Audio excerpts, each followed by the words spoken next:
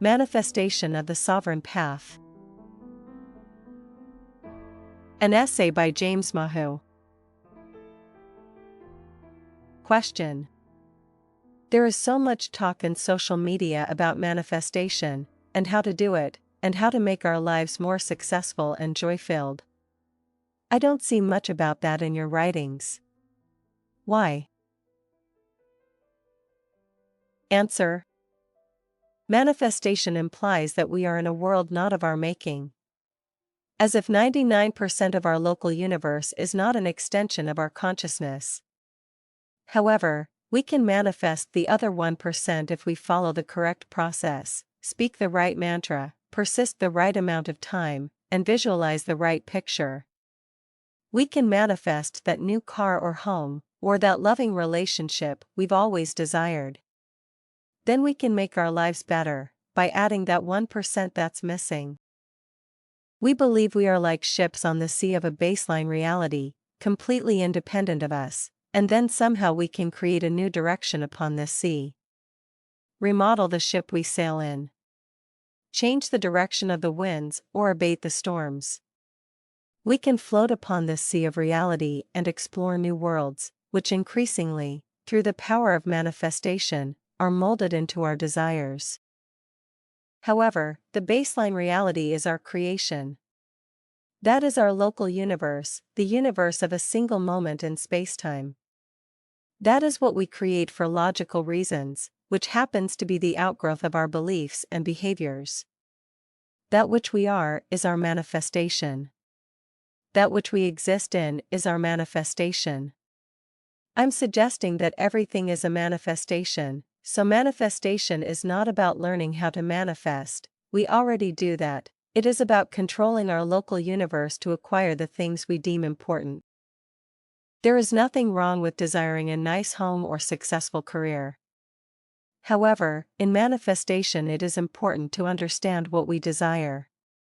It is far easier to manifest internal qualities of belief and behavior than it is to manifest externally, a new home, for example. If someone came to us and explained that they could wave a magic wand and provide us with two very different manifestations, a new home or a new partnership between our finite and infinite self, a new car or an evolving, ever-deepening sense of unconditional love, which would we choose? The internal manifestation can occur in an instant, quite literally, at the speed of light. The external manifestation can be slow, requiring patience and persistence.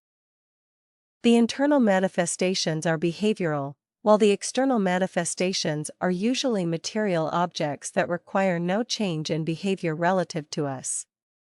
So, in other words, do we desire instant manifestations of insight and understanding that we experience in our beliefs and behaviors, or do we desire material objects that take weeks, months, and even years to manifest, and when they appear to change our local universe for the better, our behavior and beliefs remain intact?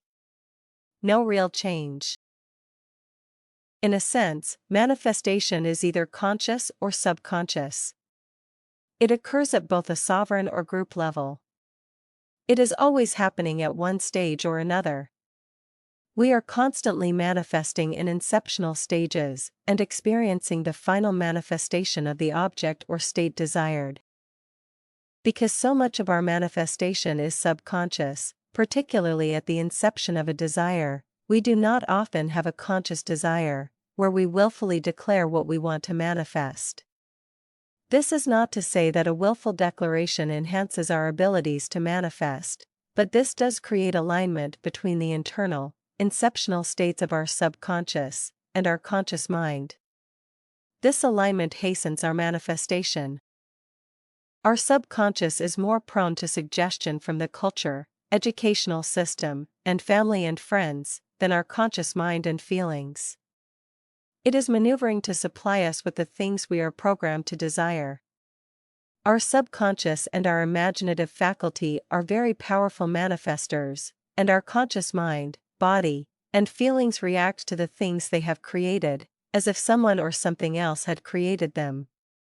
We disassociate from them.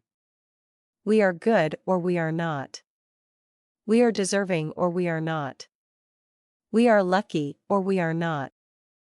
Manifestation in space-time duality always ensures that we can manifest all parts of the spectrum. We can manifest fear, as well as we can manifest love. We can manifest stress and anxiety, as well as we can manifest happiness and joy.